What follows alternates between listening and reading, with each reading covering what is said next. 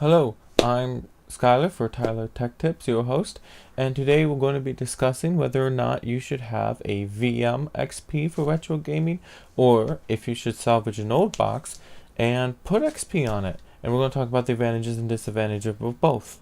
So stay tuned, you're going to like this episode. See you after the bump.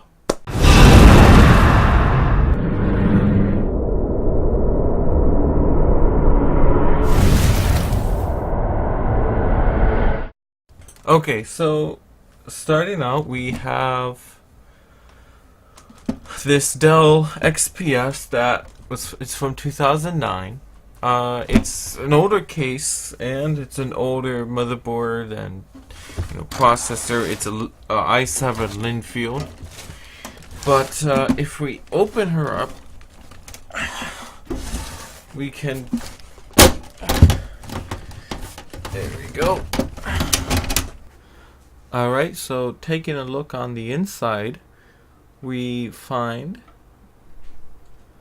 that we have a 710, we have an Intel stock cooler, we have 4 gigs of RAM, we have a Linfield 7 core, we have a CX 430M power supply, we have a 120 gig SSD, and there's a CD drive, and the case fan, and then the stock motherboard that came with this. Now, the I/O, you have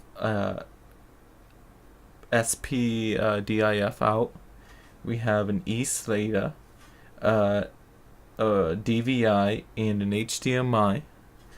We have a what is that? A 1394 out. We have 4 USBs. We have an internet gigabit out, and we have our 7 audio jack config. We also have our DVI, HDMI, and our VGA outs. We have ports for our flash media, so it's a 11 all-in-one. On the top, up above, there are 2 additional USB ports and a mic and a audio jack port. Originally, this came with Windows 7, but we are putting Windows XP on here.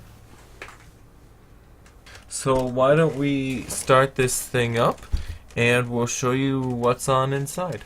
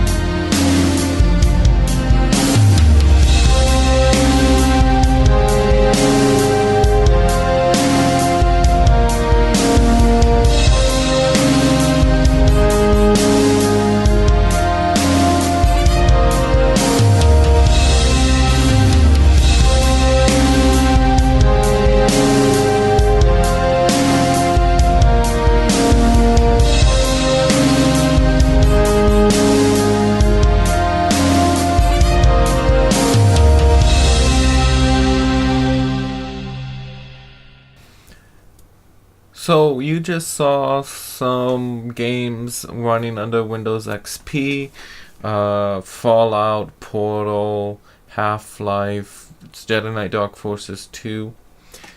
Some of these games have difficulty running under the newer operating systems, which is why I tried this little experiment. For instance, Fallout, Fallout 3 has some difficulty under Windows 10, Windows 7, Windows 8. I guess there's a little bug or something, and I fixed it before, but it would creep back at times despite the fix. And running under there, I didn't have any crashing issues or anything. Dark Forces 2, I would always have issues even in the DOS box on Windows 10 or VM where the mouse inputs wouldn't be read correctly. And it's kind of weird. I don't really understand, but the translation, it was lost in translation somewhere. Now, I don't recommend you go out and buy a new XP box unless this is something you really want to do. You obviously you get all the updates and then don't connect it to the internet. Get all the games you need on there and then, keep it offline. But as long as you do that, you'll be okay. So, I think Avira still makes antivirus for it. And Firefox still supports it for now. But otherwise, don't do this unless don't spend a lot of money on this. It's an older operating system. Like you said, go with the 32-bit if you're going to do it. Don't do the 64-bit. Just makes all your 16 programs not work. And there was never actually any drivers really released for the 64-bit. But yeah, so and for instance in Fallout 3, I had about 40 frames a second, with the 710, and Portal was around 20 to 70, and but the older games like Dark Forces 2, ran no problem, and those are the kind of games that you're really targeting. Some of the old DOS games that are probably going to lose compatibility pretty quick, no matter what emulation software you run. So this has been my video on whether or not you should build an XP box or not. I think you should if you can find an old piece of hardware from an old campus or a company that's getting rid of it. You just throw a copy of XP on there. You have to be very careful when you're trying to find drivers, because you want something that's old enough where there is still support for it. And what I mean by that is anything newer than an NVIDIA 700 series doesn't have support for XP. So you have to find older hardware in which the XP drivers are still available to download. If you can get an XP box salvage that still works, great. Then you can just, install all the games on it. If not, you're going to have to pick around and dig around in there and go scour the internet for drivers just to get the thing working. Other than that, it should work for any DOS related game better than any emulation software work, because running right on there. But yeah, leave your thoughts down in the comments, what you think. Have you done something like this? Also tell us in the comments. This has been should you build an XP box video. I'm Skylar for Simple Silicon.